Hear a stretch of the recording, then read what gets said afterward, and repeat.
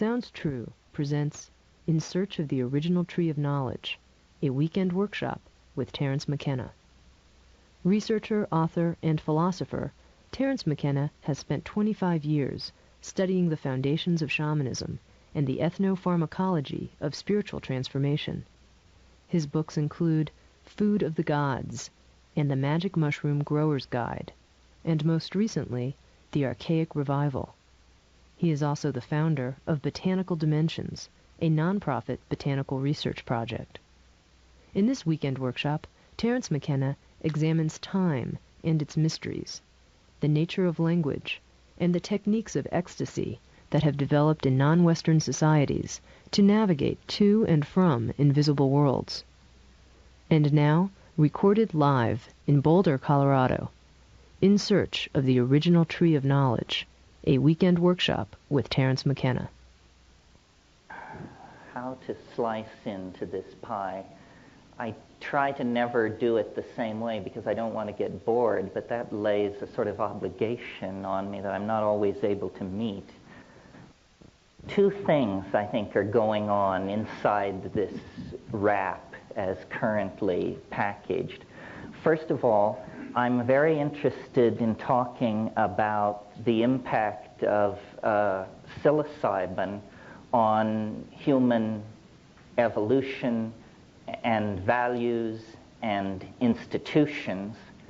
And then, so that you don't think we've just fallen into fringe anthropology 101, I'm interested in taking the insights from that discussion and trying to apply it to the modern or postmodern, as the case may be, dilemma, trying to draw some implication from looking at human prehistory and the set of factors that were in place at the moment of human emergence.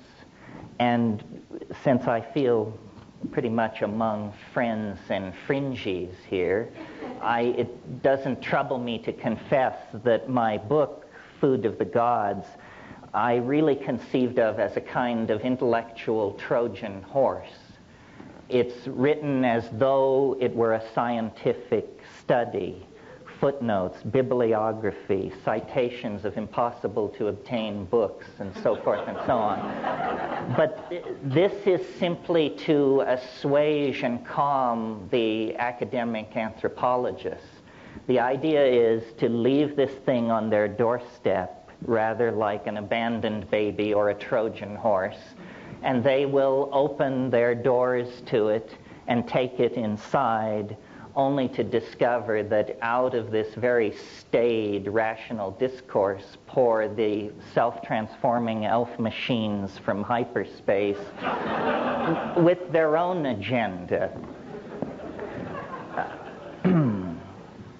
I feel like I should say this, it's more for my ease than yours, that I reached the conclusions that I now espouse through skepticism, reason, rationalism, and tough argument.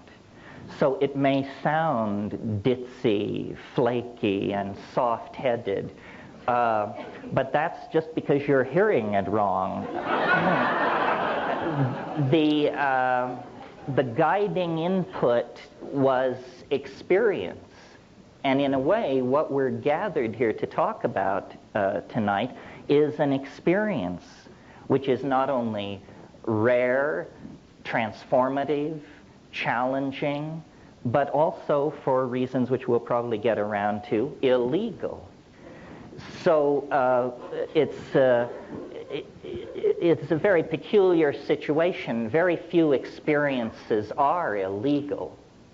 And our models of the world are built up based on our experience. So if you make an experience illegal, you're essentially saying it is off limits for model building. You can't include that in your model because it isn't really there in some sense. And this is the situation in Western society vis-a-vis the psychedelic experience. To my mind, the psychedelic experience is as much a part of being human as sexuality, personal independence, child rearing. These are the things which are scripted into us as opportunities for exercising our peculiar situation vis-a-vis the phenomenon of being. And a society which would deny that is a society whose secret, or maybe not so secret, agenda is the infantilization of its citizens. I mean, if we are not capable of dealing with these things, then who is?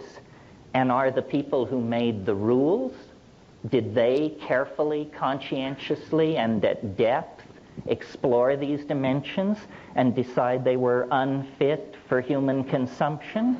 Or was it done more hastily, more mindlessly, and with more fear?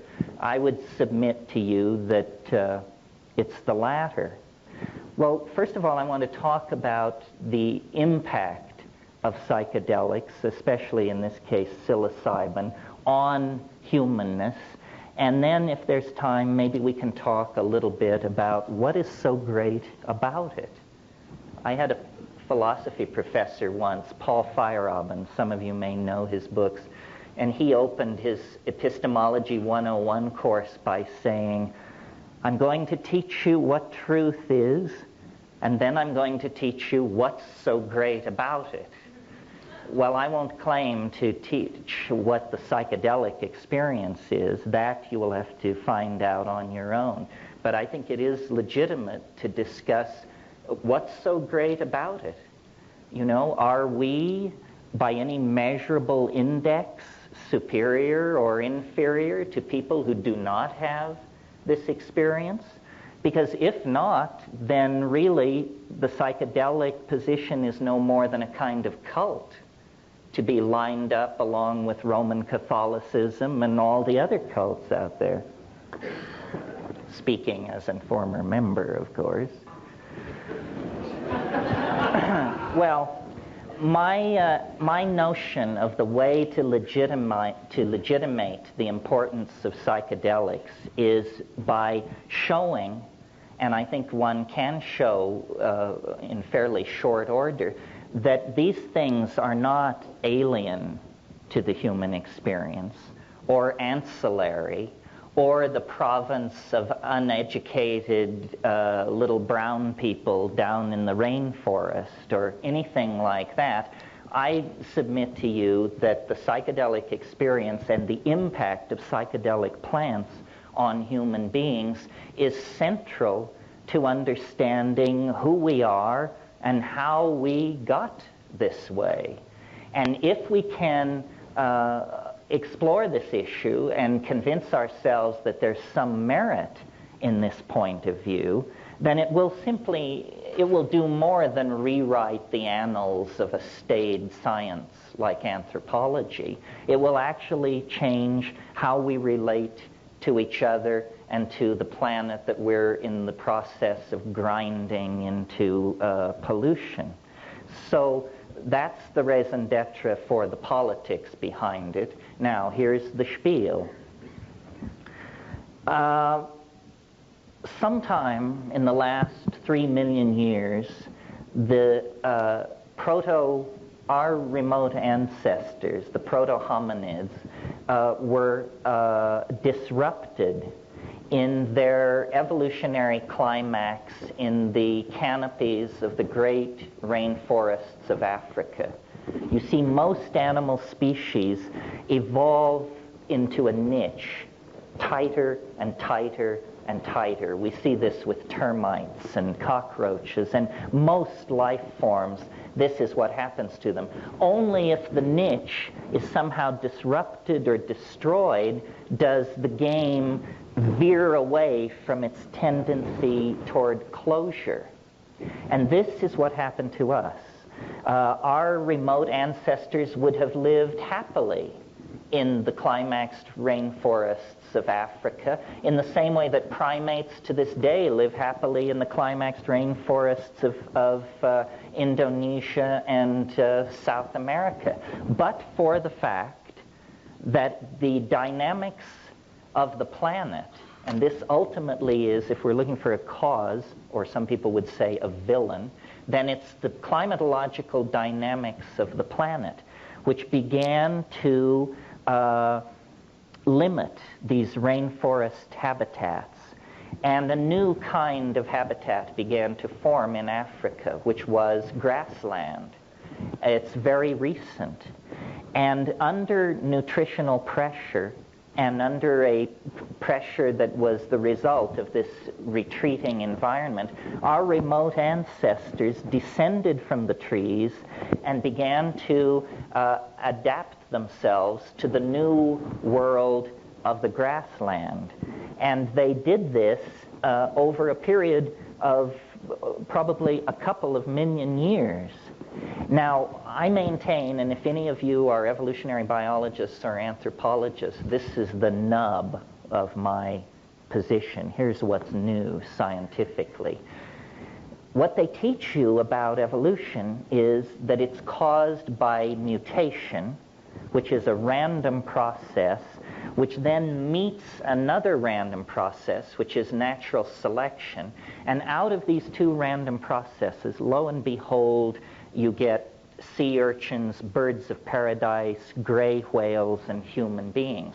Now, when you inquire as to what is the source of this mutation, you will be told it's cosmic rays, incident incoming hard radiation which can disrupt chromosomes, and then most of these mutations are lethal, some huge percentage of them, but a vanishingly small number of them actually confer adaptive advantage, and they are then preserved in the genome and passed on. Now, what I want to suggest, and I've never seen it thoroughly treated by evolutionary thinkers, is that food is the unexamined source of evolutionary pressure. It can be.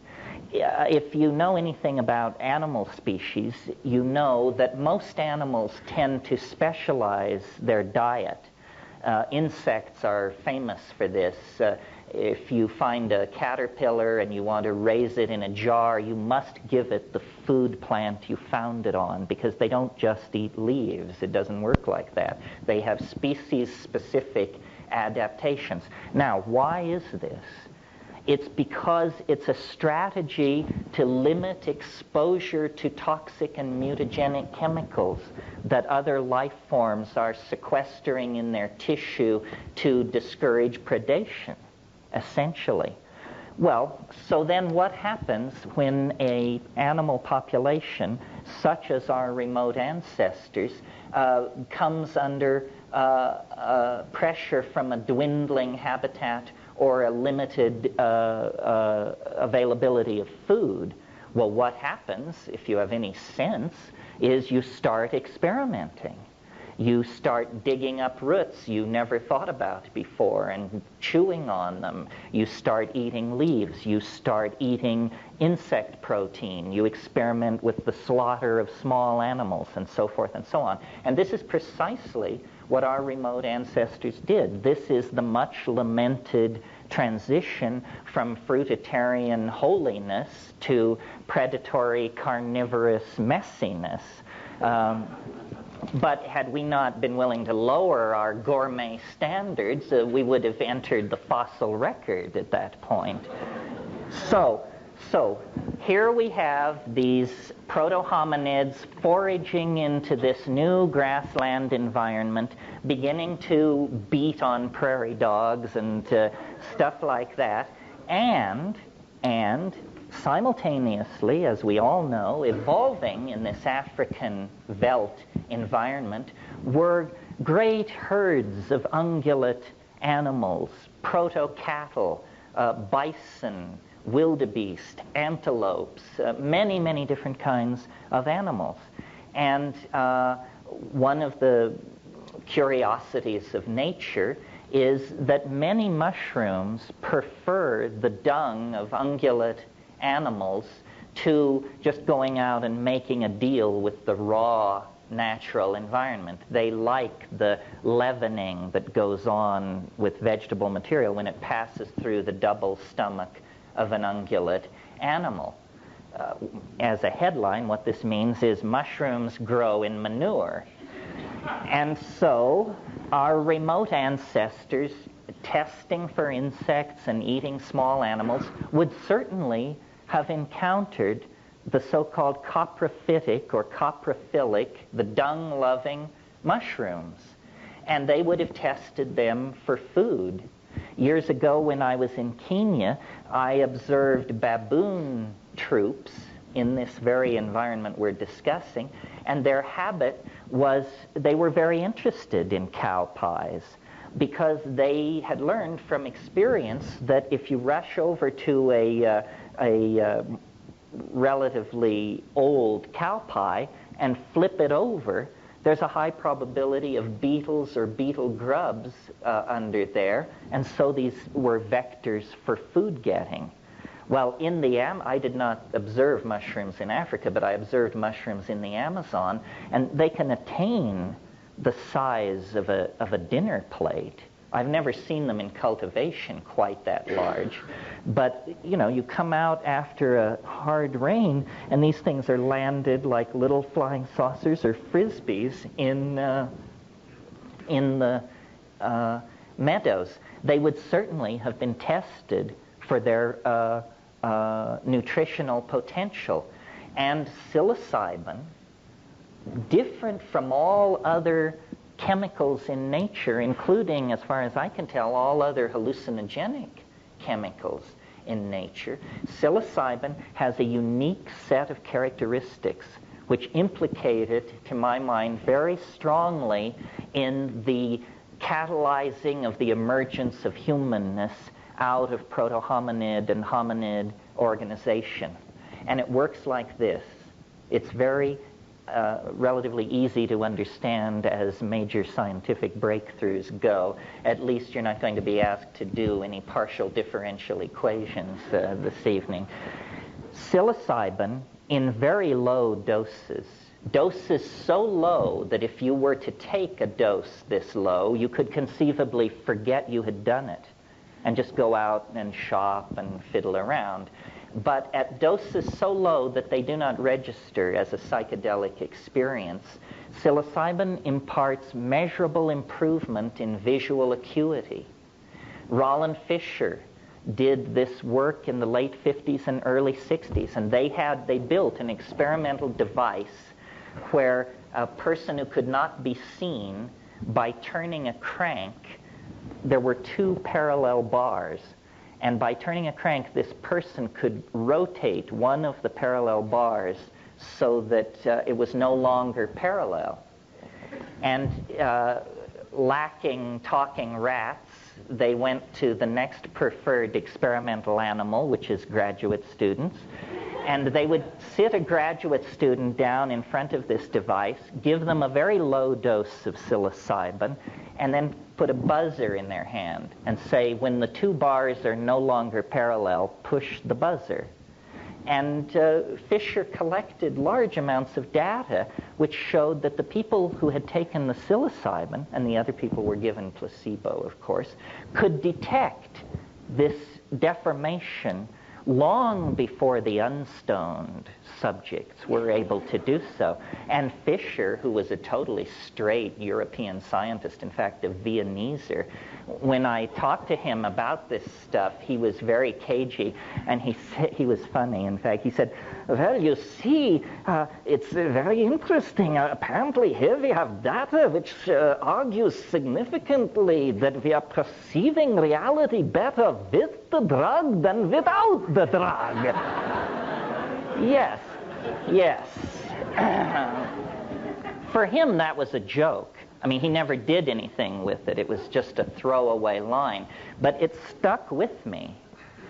And I don't think you have to be a rocket scientist to see that if you are a hunting animal in a situation of nutritional pressure, as our remote ancestors were, and there is a food in that environment which will give you better vision, then by God, the animals which accept that item into their diet are going to be more successful hunters than the ones that do not. And consequently, they will outbreed those members of the population that have some aversion to this exotic food. Either they don't like the look of it, or they don't like that it grows in manure, or they don't like the taste of it. But those who accept it as a dietary item will be more successful at getting food, and consequently more successful at raising their offspring to sexual maturity. And that's the name of the game in Darwinian evolution. You must raise your offspring to sexual maturity. Then the genes flow forward. If you fail in that, you get an F in the evolution game. Well, okay, so visual acuity, that's all very fine. But psilocybin has other properties which build on that initial pharmacological peculiarity. If you take slightly larger doses of psilocybin, and this is typical of many indoles, you get, with many of which are hallucinogens, you get what is called CNS arousal, central nervous system arousal. You all know this feeling. It's the feeling of 2 double cappuccinos in short order.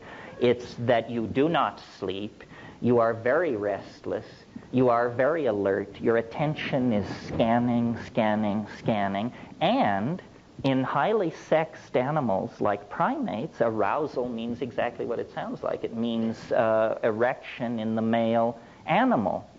And now, isn't that interesting? That is a second factor feeding back into this increased success with offspring business. Not only are you a better hunter, but you're a more highly sexed creature. And you're having more of what straight anthropologists refer to as successful copulations. An amazing phrase, actually. Meaning, of course, that impregnation is a consequence of this sexual activity. Now, the other thing that psilocybin does, at or slightly above this arousal level, and this is very important for the argument, is it causes what I call boundary dissolution, and boundary dissolution in human beings, like you and me, means ego loss.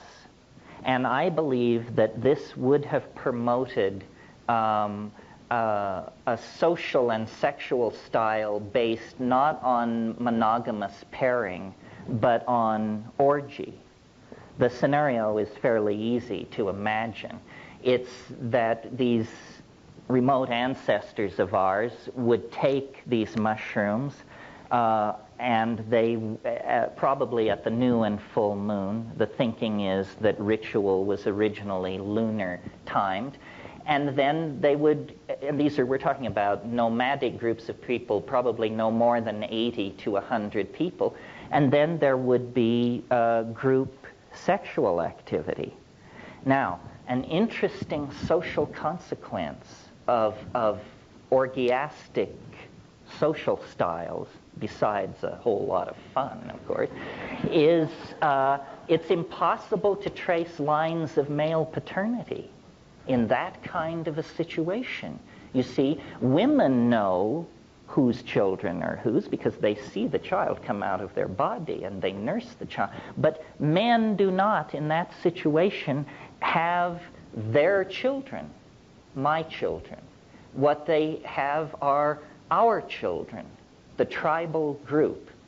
And this boundary dissolving thing, let's dwell on this for a moment, because this is central to my argument, and it has political consequences for our own lives.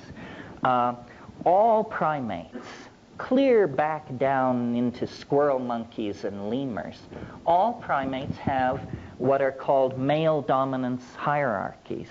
And what this means is that the males with the longest claws, the hardest muscles, and the meanest dispositions take control of everybody else. Women, children, weaker males, everybody comes under the thumb of the alpha males of the pack. This is true, as I said, of squirrel monkeys, howler monkeys, so forth and so on. It is also true of us, sitting here in this room. This is a male-dominant society. I mean, there's a lot of complaining and hair-pulling about it, and there's a political alternative in the form of the women's movement and feminist sensitivities. But for most people, male dominance is the rule. Well, I would like to suggest that our peculiarly discomforted relationship to reality is a consequence of the fact that for a long period of time, perhaps as short as 20,000 years, perhaps as long as 1,000,000 years, as a species, and not consciously, we accepted into our diet a drug that had the consequences of suppressing male dominance. That this was the social consequence of accepting psilocybin into the diet. The ego is a structure that forms in the psyche like a calcareous tumor or a growth if you do not have regular recourse to the cure. And the cure is psilocybin and the boundary-dissolving sexual and social style which it carried in its wake.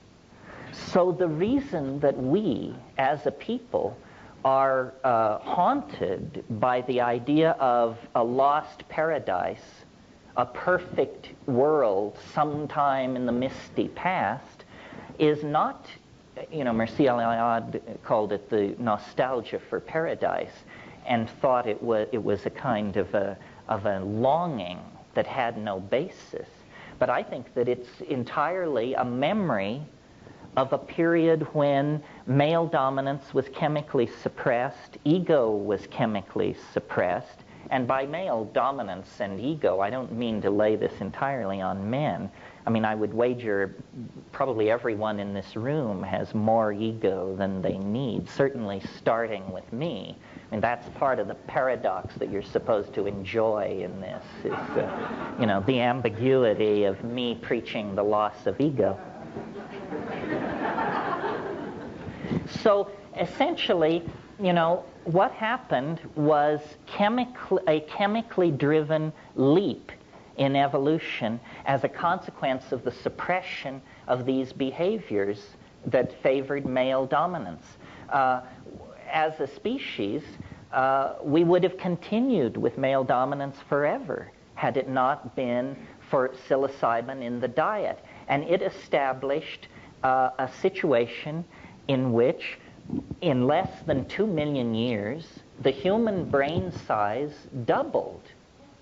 This is, without contest, the greatest mystery in the whole of evolutionary theory. Lumsden, who is a brilliant evolutionary biologist, called the doubling of the human brain size in 2 million years the most spectacular transformation of a major organ of a higher animal in the entire fossil record. Well, now, it would be spectacular enough if it were the liver of an otter or the pancreas of an elephant. But notice that it is the organ which created the theory of evolution itself and all other theories. So that we're getting a little tautological here, folks. There's something fishy going on. What was it that caused this explosive doubling in human brain size? Well, I maintain that it was the new behaviors that emerged with the suppression of ego and their reinforcement in this situation of nomadic pastoralism. And that there was a period, let's call it from the melting of the last glaciers in Çatalhöyük 6,500 BC, there was a period when men and women were in balance with each other, children and adults were at peace with each other, and human beings and the planet were at peace with each other. And then it was lost. And we fell into history. You know, the long slog toward Armageddon is what was initiated in its place. Well, now, if it was so wonderful, why would anybody ever let go of it? Why was it lost? Well, we have to go back to the very forces which created this situation. Remember, I said it was the climatological dynamics of the planet created the grasslands in place of the rainforests. Continuation of those processes turned those grasslands into desert. And where there once were water holes, running rivers, grasslands, and vast herds of animals and their human symbiotes, suddenly there was encroaching desert, fewer water holes. The mushrooms began to be seasonal, began to be located only in the rain shadows of mountains. The great mushroom festivals, which had been at the new and full moon, became solstitial, and then equinoctial, and then, biennial or something. Anyway, you get the picture. It was fading. And I don't think people took this lying down. No pun intended. I think that there was great anxiety about the fading of the mushroom and the loss of the sacrament. And so these people searched for a strategy for preservation. Well, in a world without refrigeration, there is only there are two strategies for preservation of a delicate food like that. One is air drying, which is not terribly satisfying because as soon as a rain cloud comes along, your dry stuff absorbs moisture out of the air and turns yuck. And so the only real option is preservation in honey. And this was done, I'm sure. It's still done in Mexico to this day in remote mushroom-using villages. People preserve it in honey. Now, the problem here, and this is a lot, my book goes into this kind of thing a lot, because food of the gods. Because what food of the gods is really about are the hidden factors that drugs lay upon us that we are not even aware of. And if you are attempting to preserve a hallucinogenic mushroom in honey, what you have to be aware of is that honey itself is potentially a psychoactive drug. Honey will turn into mead. It will ferment into a crude kind of honeyed alcohol. Well, if the mushroom brings suppression of ego, group sexual activity, and the formation of group values, what does alcohol bring? Alcohol has two effects primarily. It lowers sensitivity to social cueing at the same time that it confers an exaggerated sense of verbal facility. In other words, people turn into jerks behind this. I mean, you only have to go to a busy singles bar somewhere here in Boulder and you will see the alcohol ambiance being acted out right in front of you. So, and it's perhaps not so true of our generation, but I think probably for 1,000 years nobody got laid in Western civilization unless they were juiced, because Christianity was laying such a heavy trip on everybody, and people barely took their clothes off. In other words, you had to become blindly intoxicated to do what comes naturally. And I think up until very recently, how many women have their first sexual imprinting in an atmosphere of alcohol abuse? I mean, some huge percentage, I imagine. So that is the story, basically, of the fall into history. The loss of this mushroom cult happened right at the time that we were inventing agriculture. And agriculture and the suppression of orgy have something in relationship to each other on two unrelated levels.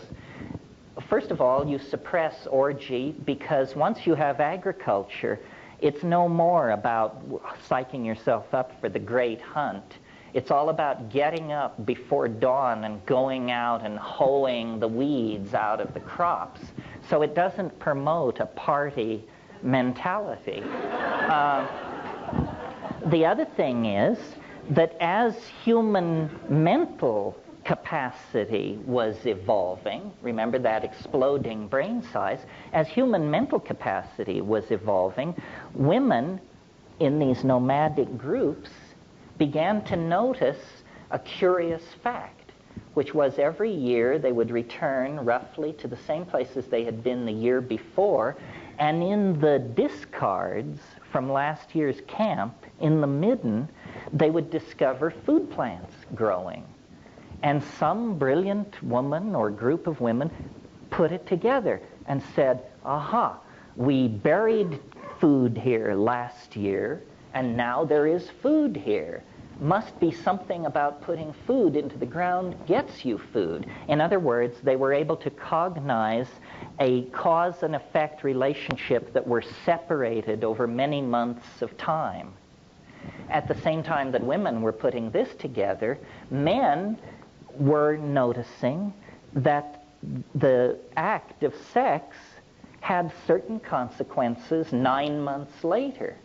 The same perception had different impacts on both sexes, but it was an ability to coordinate a temporally separated cause and effect. Well, once men got onto the notion of male paternity, they realized that these aren't our children. Some are mine. Some are somebody else's. And from that notion, you go to my child, to my woman, to my hunting area, to my weapons, to my SIB group. You get it all, you see. The ego is born, and it is born in an atmosphere of complete paranoia. The first consequence of agriculture, well, it has a number of consequences, but one consequence is it's a tremendously efficient way of producing food. That's obviously why people got into it.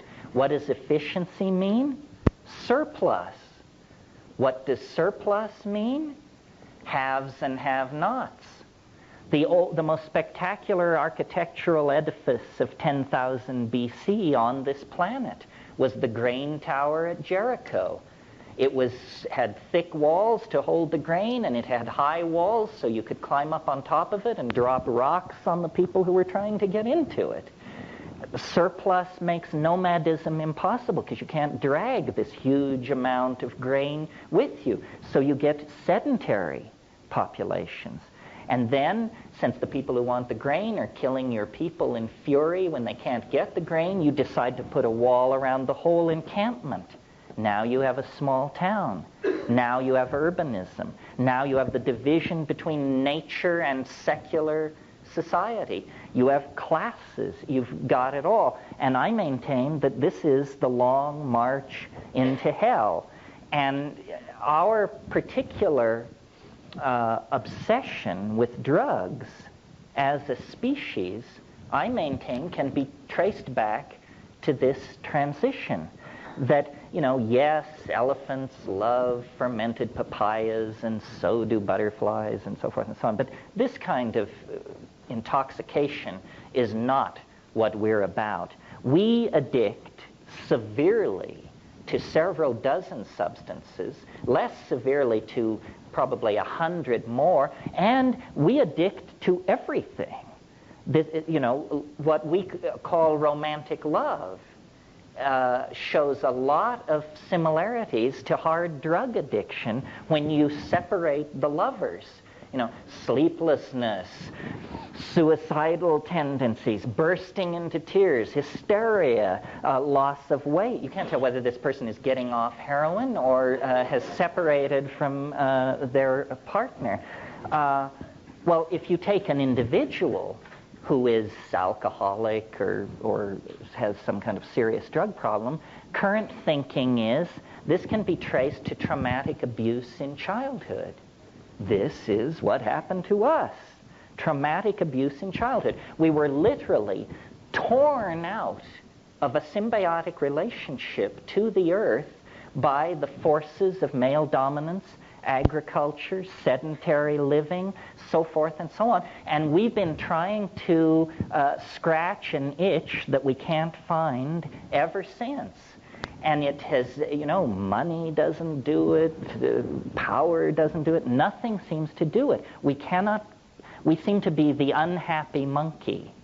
And we take this unhappiness out on each other with a vengeance. And you see, what happened was when the mushroom faded, the million years of pharmacologically interrupted patterns of male dominance reasserted themselves. But it was no more a foraging monkey with this style. It was a creature with language, tools, music, social organization, and suddenly it got very ugly. And people weren't interested, and people began fighting over the women. So we don't want to have orgies anymore. This woman is my woman. Touch her, you die, and so forth and so on. And we are living out the legacy of this. Well, before I talk about the social consequences of it for us, I want to go back to the question, what was so great about it? I mean, we've talked about orgy, but you can have orgy without psilocybin. What was so wonderful about that proto-historical mode? Well, this is where it becomes slightly more woo-woo. Because what we have to talk about is, what is the psychedelic experience anyway?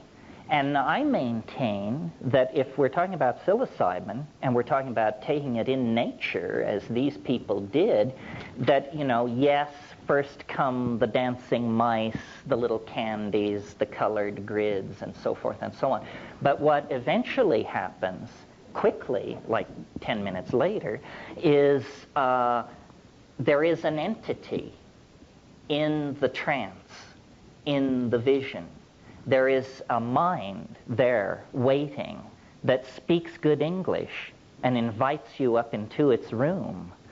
And once there, you realize that this is what all the hoopla about the Gaian mind and the rebirth of the goddess and all that is about. It's not a metaphor, folks. It's a headline in biology.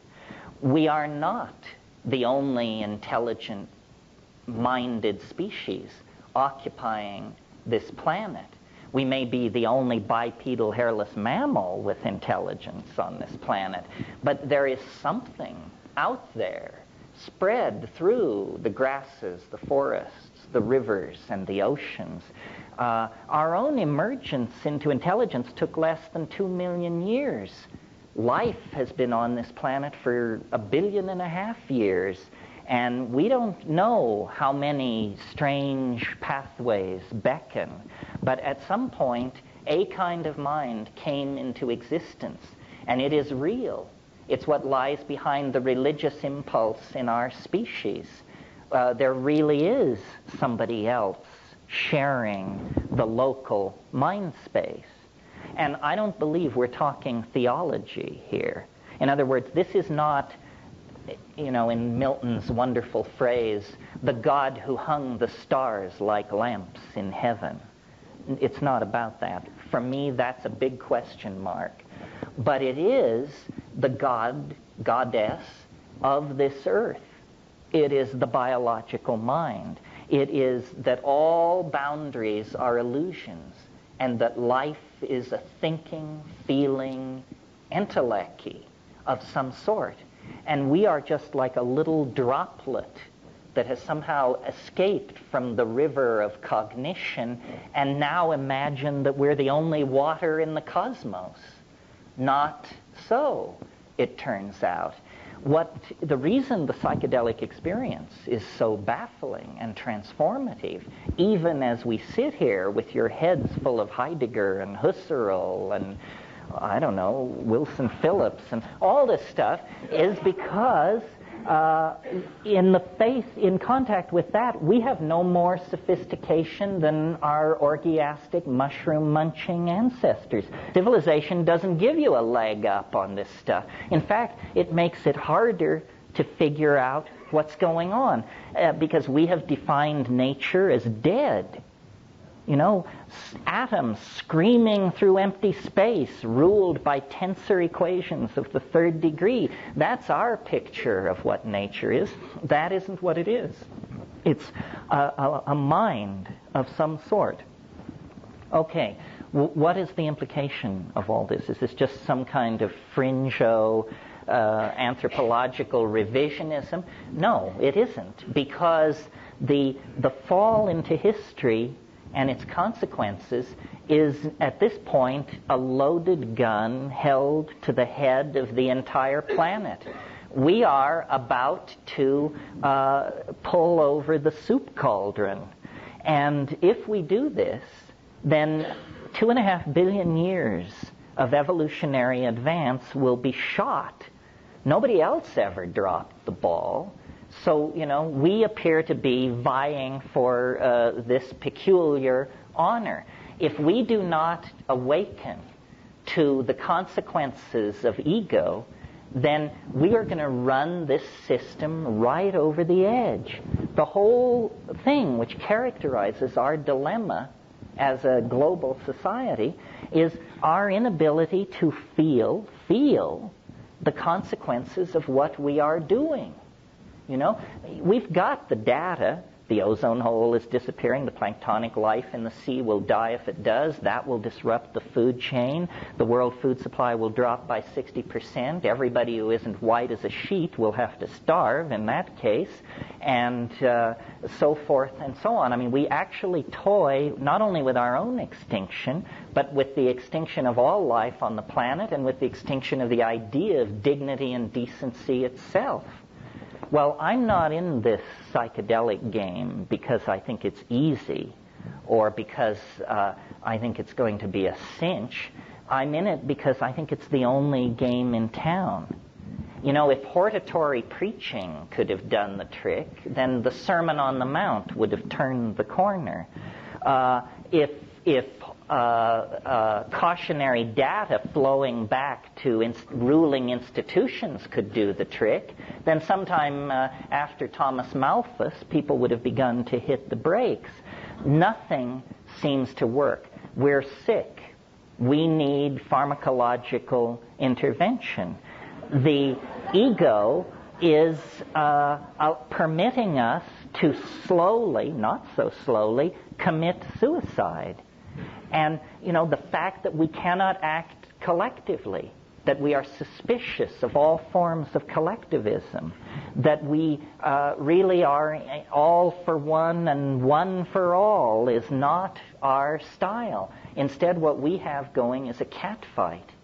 And, you know, no less a straight person than Arthur Koestler, in a book called The Ghost in the Machine, said humans are so wired for beating the brains out of woolly mastodons.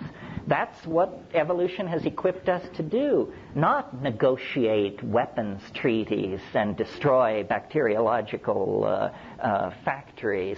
We have to force our evolution. We have to chemically restructure the primate brain so that we do not commit suicide. And the only way to do it in the time left is for the psychedelic community to stand up on its hind legs and roar. And, you know, maybe they'll build camps for us. But the point being, I think there's a moral imperative to try what works. I mean, you know, in the 60s, psychedelics were called consciousness-expanding drugs. A good old phenomenological description. Well, if consciousness does not loom large in the future history of our species, then what the hell kind of future is it going to be? No future at all, I maintain. So if there is even the slightest iota of possibility that these things do what I'm saying they do, then we need to get Johnny Quick on it and check it out. because we may be beyond the point of no return right now. Nobody knows how bad this ozone hole thing is, or what's locked up at Rocky Flats or behind the Iron Curtain or dumped in the Arctic Ocean. We may be past the fail-safe point right now, folks. There is no time to lose.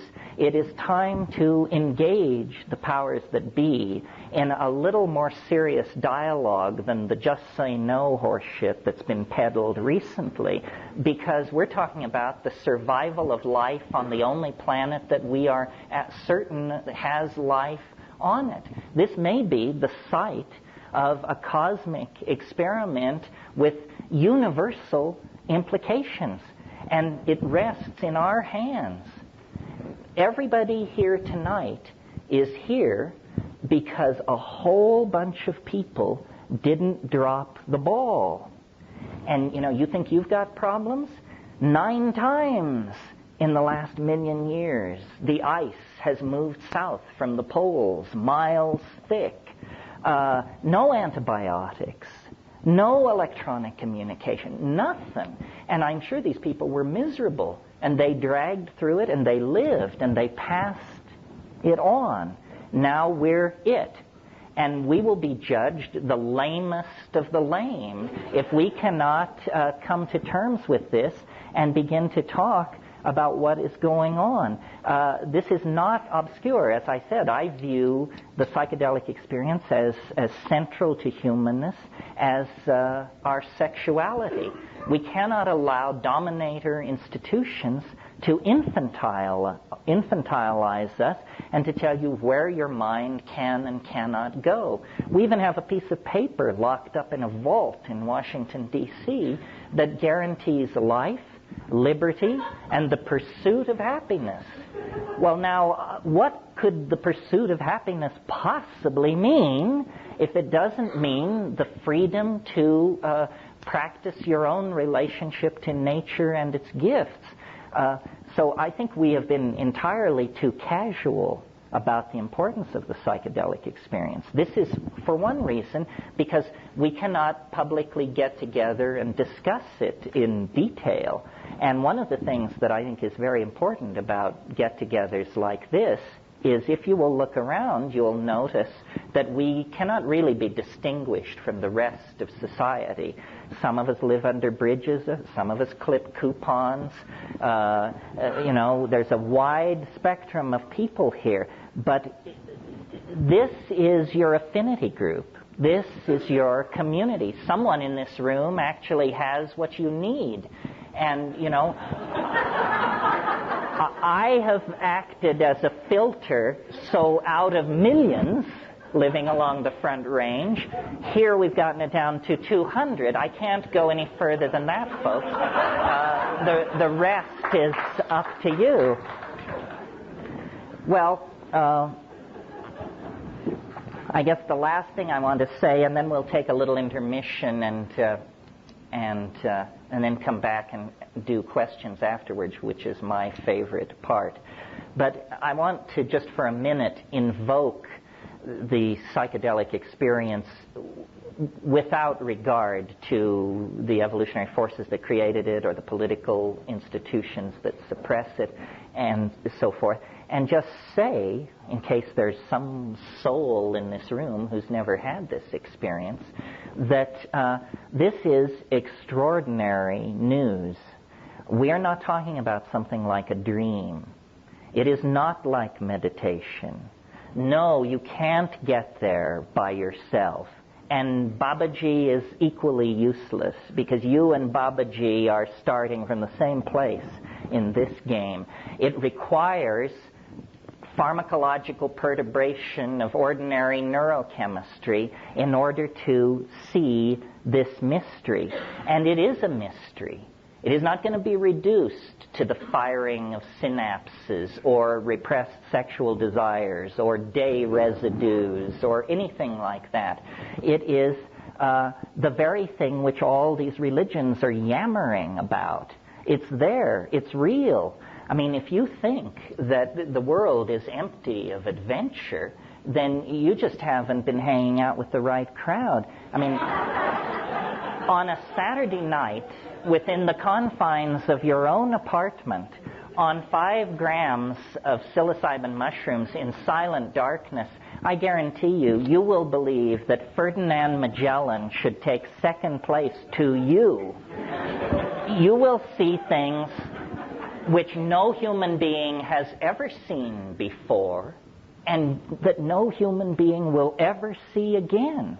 That's how big that universe is. The incredibly constricted space-time locus of the here and now that evolution has forced upon us for survival purposes is simply one point in an apparently infinite hologram of explorable data that is the human world. I mean, the entire world of every science fiction novel and story ever written is minuscule compared to the universes of strangeness and peculiarity that are accessible to any one of us, if you will but apply the method. And if you're not willing to apply the method, then, you're going to sweep up around the ashram till hell freezes over and not understand what is going on.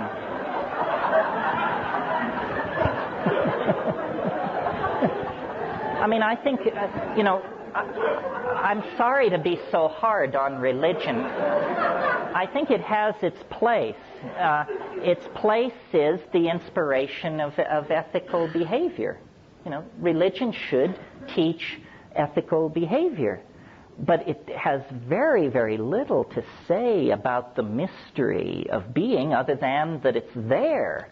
And that's not practicing religion. Practicing religion is dancing with the mystery, losing and finding yourself in the mystery. And people often say to me, well, how does this relate to other forms of spiritual work? Well, the answer is maybe not at all. I mean, I've certainly taken a lot of psychedelics, and I think I see no sign of spiritual attainment or ethical perfection or anything so la-di-da as that. I don't know what this is all about, but I do know it's ours. It belongs to us. We are the creatures of mind. And 95% of what mind is lies on the other side of the psychedelic boundary. Ordinary consciousness is just like keeping the accounts of life, but there's more to life than the account books.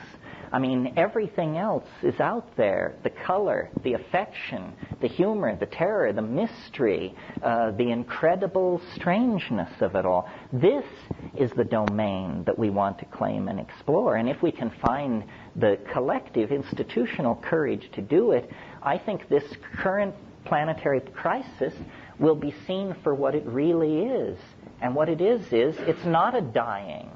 These are not the last rites for intelligence. This is a birth process.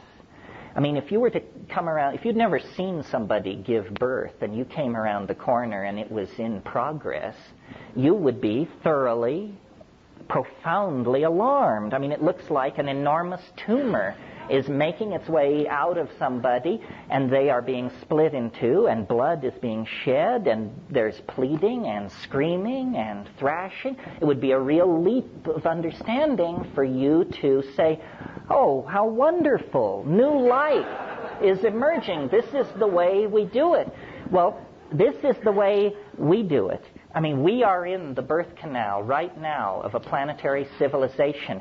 Literally, the amniotic oceans of 500 years ago, that's all gone. There is no frontier. There is no going back. The peace of the fetal environment is gone. And now, in transition, literally, the walls are closing in. You can't breathe. You can't eat. You can't find your way. It appears to be the end. But there's light at the end of the tunnel. The problem is that tunnel is in the back of your mind. And if you don't go to the back side of your mind, you will never see the light at the end of the tunnel. And once you see it, then the task becomes to empower it in yourself and other people. Spread it as a reality. God did not retire to the seventh heaven. God is some kind of lost continent in the human mind. And if we will but explore the human mind, we can reclaim these relationships with our own authenticity and shed the childishness of historical existence and gender politics and all the rest of it, and move on to the real business of establishing a real civilization. Thank you very much.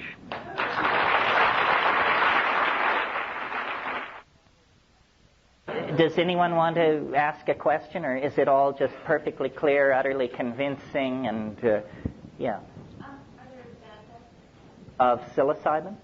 Bad effects. Somebody once said, "What's wrong with DMT?" And I said, "Well, nothing unless you fear death by astonishment."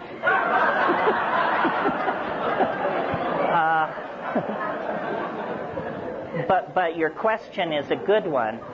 First of all, I talked a lot about how what we have to do is destroy and ablate ego. However, there is a very small percentage of us who have a hard time creating any ego whatsoever. And for these people, boundary dissolution is no problem. Their boundaries are dissolving all the time on them. I would say that they are at the contraindicated end of the spectrum. That if you're fearful already and fighting to keep from being overwhelmed by confusion at what's going on in your life at the paper box factory or something, then probably tossing in mega doses of hallucinogens is not the way for you to do it. Or if you do, if you're just bent on doing that, then I would say do it in the presence of some kind of professional. And how you find a professional in this legal climate, you'll have to discuss with me privately. I don't want to make it sound, though, it's a tricky thing. I don't want to make it sound like it's absolutely riskless. Physically, I think it's pretty safe, unless you are odd in some way. But you need to know, you don't want to find out you're odd an hour and a half into it. But the problem comes with the mind. If you are delicately balanced, if your whole life has been about not looking at that or that or that, then this is not your game. You should go back to watching Jeopardy and the kind of person who is called to this is a person who has an exploring soul. I am not a courageous person in the sense that you won't find me shooting white water. You don't see me, rappelling down the faces of cliffs. But from the time I was the tiniest little kid, I was into the weird. What's weird? Weird is the compass heading. And if you keep your compass always pointed toward the peculiar, the outre, the bizarre, the unspeakably alien, then, you'll find these places. The people who think life is all cut and dried and are perfectly happy to have Carl Sagan and George Bush explain all of reality have never left the broad, swift stream of mundane thinking. But, off in the byways and tributaries, there's a wonderful alchemical saying, which I generally mangle, but I think it goes something like this. The tallest mountains, the oldest books, the widest deserts, there you will find the stone. And what it is it's a prescription for exploring weirdness. That's all. It's not going to be on MTV. It's not going to be in, God forbid, Esquire. It's going to come from, doing your homework, visiting strange people in strange lands, and checking it out. What I can't give you, to return to your question, is I can't give you a guarantee that it will be fun. You know, the Rolling Stones have that wonderful line, you don't get what you want, you get what you need. This stuff is ruthless. And if there's something that you're trying not to look at, it's going to get you, for sure.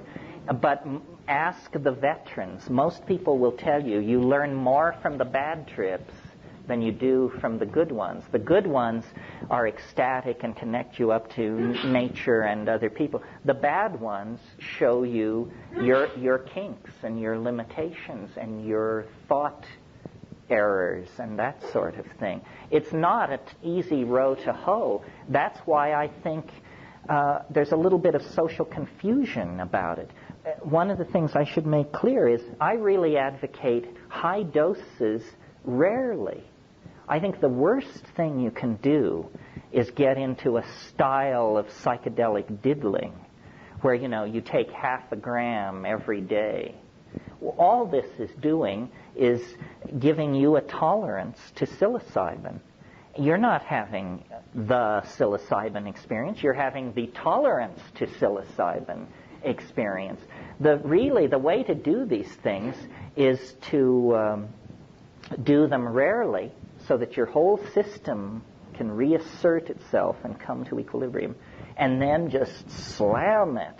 And this is amazing. I mean, I think that this works for all these psychedelics. I'm an inveterate cannabis user, and I wish, in a way, that I could get a slightly better grip on my cannabis use, because I think the real way to do cannabis is like once a week, by yourself, in silent darkness, with the strongest stuff you can get, and then immense amounts of it. And, you know, people call it a recreational drug and a this and a that. Hey, done that way, it will catapult you into places where I love it. The great place to get to on cannabis, and some people never in their whole life touch it, is the place where you say, my God, I've done too much.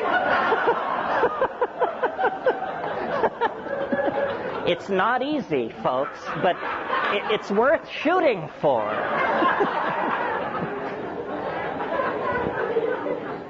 Basically, what you should do is, you know, do some homework, read some books, talk to your friends, and then hang on, Hannah. It's like, you know, it's very much like riding an enormous roller coaster. You know, once that baby rolls out of the station, do not stand up. Do not try to climb out of your car. Shut up and hang on with the faith that most people have lived through this. Somebody else. Yeah. The purple. Yeah, I have three real quick literary questions about your writing, and then one important question. Well, having just heard that I'm a pothead, please ask them one at a time.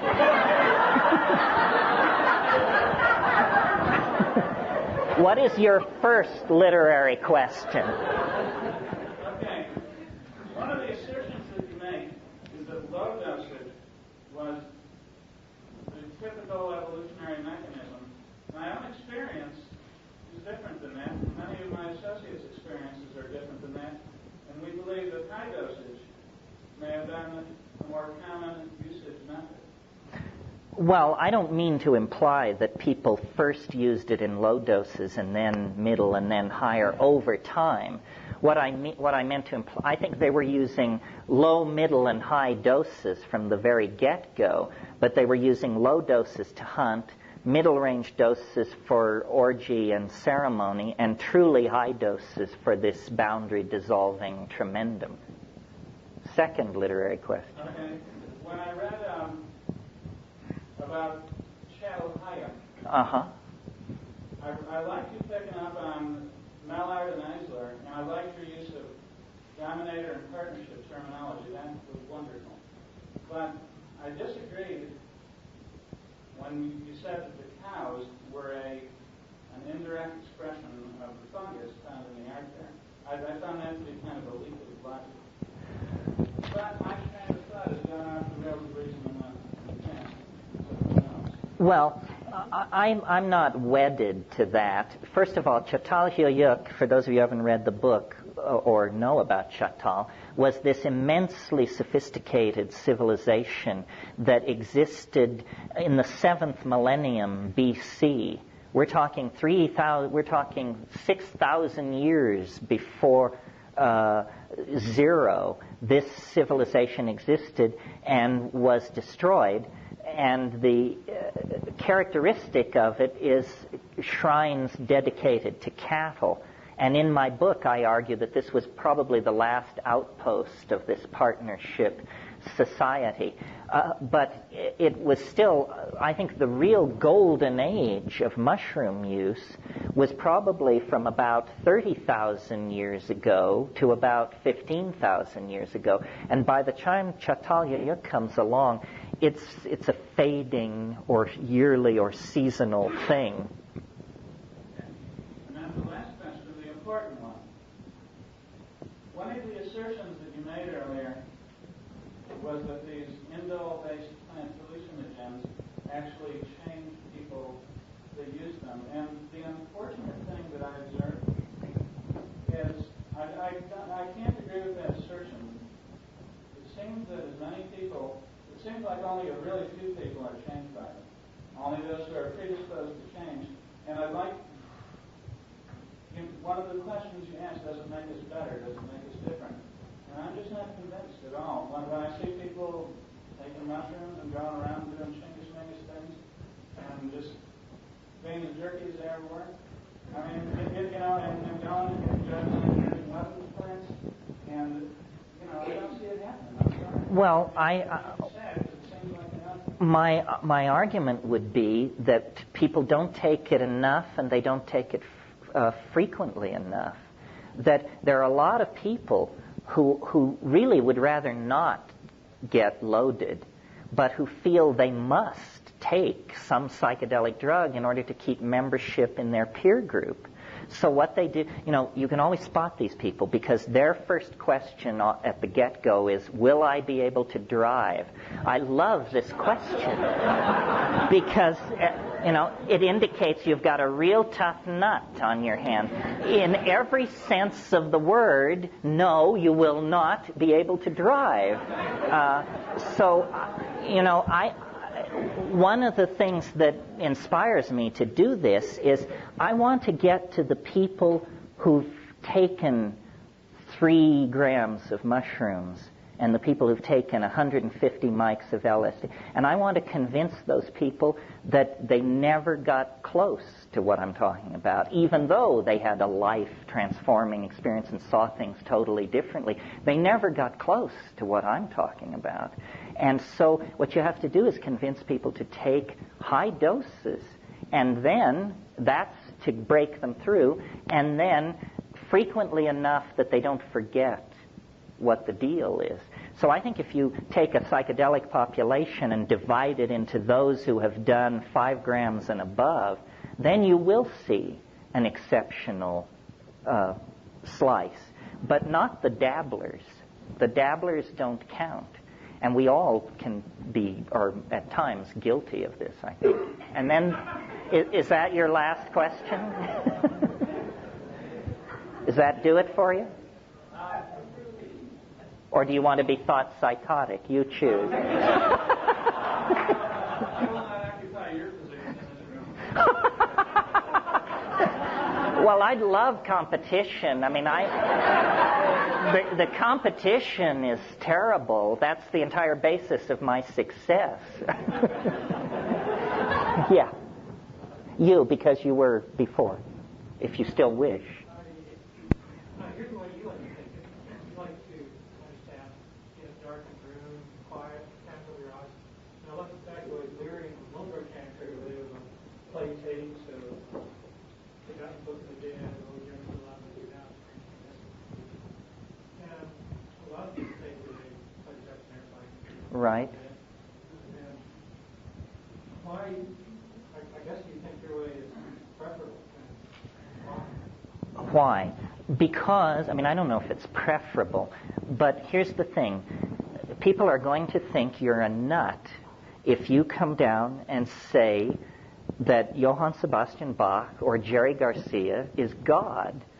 And this is what you will have to say if you listen to the Dead or the B minor Mass. So what I'm interested in is I want to know the thing in itself, not what it does to Bach, not what it does to a river flowing through a forested valley.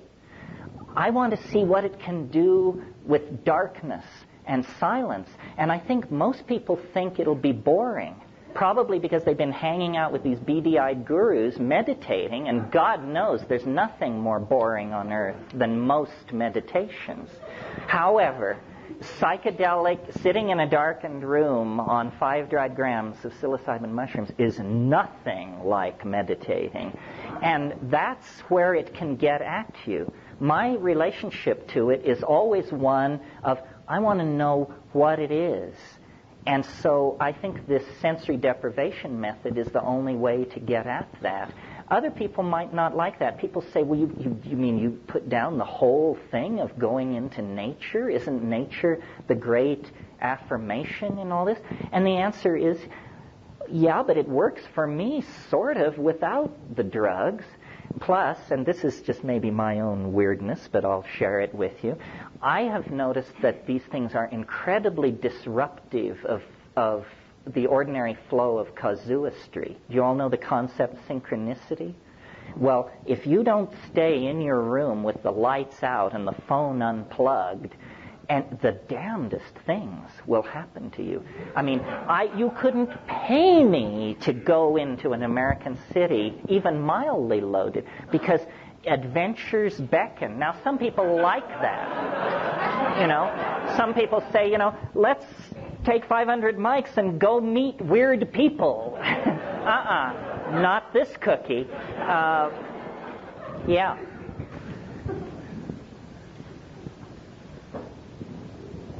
In reply to your statement about darkness, what I find happens there is that you create an experience where you are taking in other people's dogma. You know, you're bringing in something that's already done, and I feel like the peak experience is when you create something new, and something new expresses itself from the depth of the being, which is why I also say the darkness sometimes. But one thing that I did learn is that the high doses are very, very interesting, and would take me way far beyond the small doses. And I've experimented with both homeopathy and natural herbal extracts in terms of making my own medicine.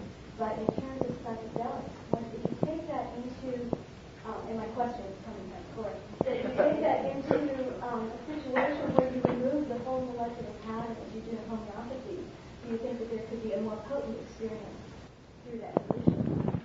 Are you asking me, do I think a homeopathic preparation of a psychedelic would be effective? It would be homeopathically effective. I wouldn't expect it to be experientially effective.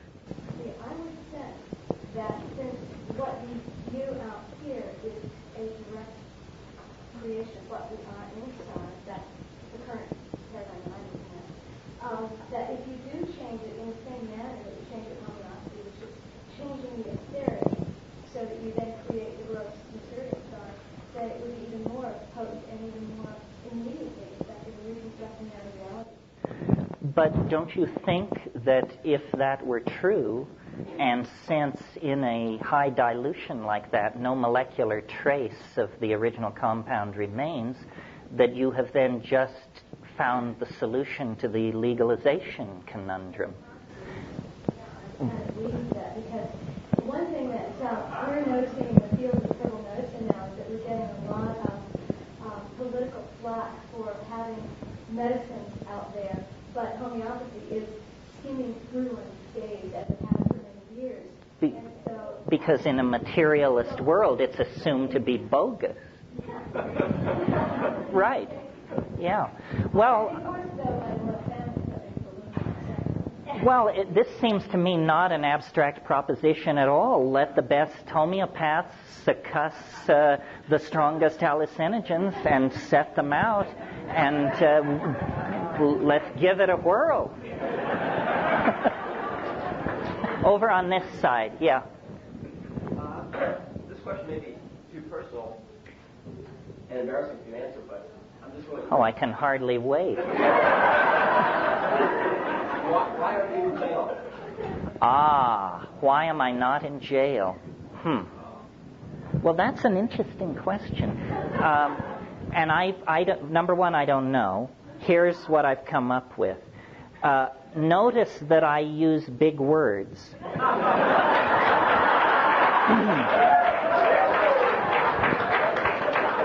I don't try to boil it down to a shoutable slogan like turn on, tune in, drop out. Then they come. So that's one possibility, that simply if you are defined in their eyes as an intellectual, then they automatically put you in the harmless category and send resources elsewhere. That's one possibility. Now, the other possibility is slightly more disturbing, but in the interest of thoroughness, let me raise it. Perhaps I'm sanctioned. Perhaps they decided, we don't really understand what this stuff is, and we can't have a mass movement. But let one guy just kind of keep the pilot light on in case we ever change our minds about this. He will have kept the pilot light on. And the other possibility, which is probably too naive, but in the interest, again, of exhaustive thoroughness, maybe they just haven't noticed yet. You know, Tim Leary, who's a friend of mine, would address 25,000 people at a throw. My crowds are, a couple of times a year, they creep over 1,000. And I think the key is to keep it low key. And we don't want to, Dodger Stadium filled or anything like that. It's very good to atomize it and spread it through. Now, the other thing is, I advocate plant hallucinogens. And people always say, well, what about LSD? I mean, didn't LSD change your life? Didn't it change all our lives? Why aren't you into LSD? And the answer is certainly yes and yes. The reason I'm not into LSD is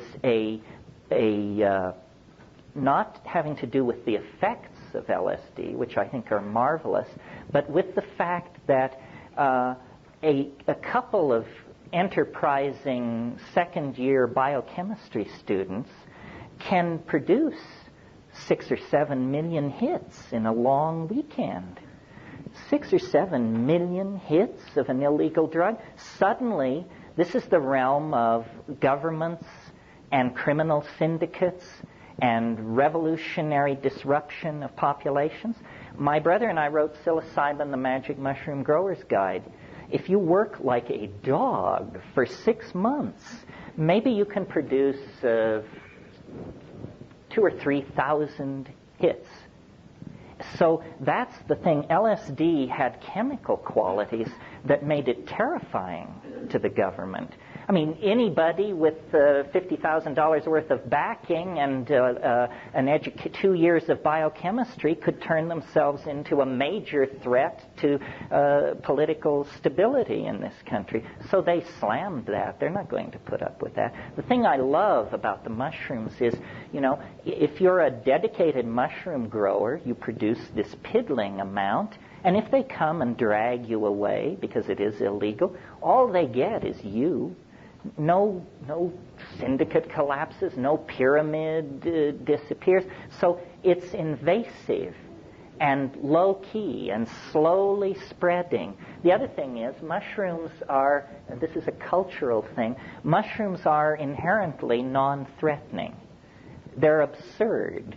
They're what we put decals of on serving trays, and bath towels bear mushrooms on them. It's a kind of silly thing, and so I think that they don't really understand what a powerful hallucinogen this is. Well, that's enough on why I'm not in the can. This woman, yeah.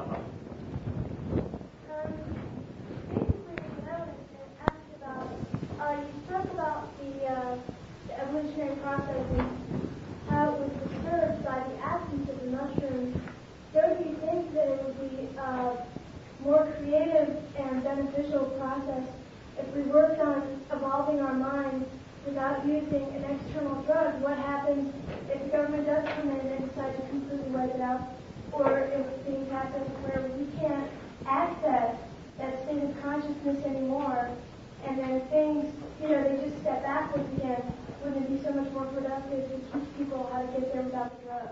Absolutely, if we could do it. I mean, I'm not yet convinced, see?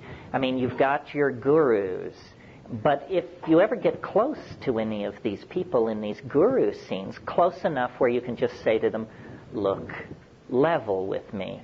Is this stuff as good as 5 grams in silent darkness? And they say, are you serious?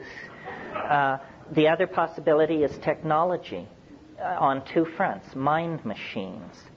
The problem with mind machines is, you have to smoke a bomber to put up with it more than 10 minutes. I mean, you quickly satisfy yourself that this can't possibly be it, because it is lights, but it is contentless, while the psychedelic experience is all content. The other possibility, and I've put in some time in this beat, is virtual reality. And I have more hope for virtual reality, because virtual reality is a technology that would allow us to show each other the inside of our heads, our dreams, our visions. And I think that sufficiently perfected, it might have the consequences of these psychedelics. The problem is it carries a huge amount of negative freight. You know that it's not going to be a tool for us to show each other the inside of our minds. It's going to be a tool to sell us crap that we don't want. It's going to be a tool for yet more realistic, vicarious, and gratuitous violence.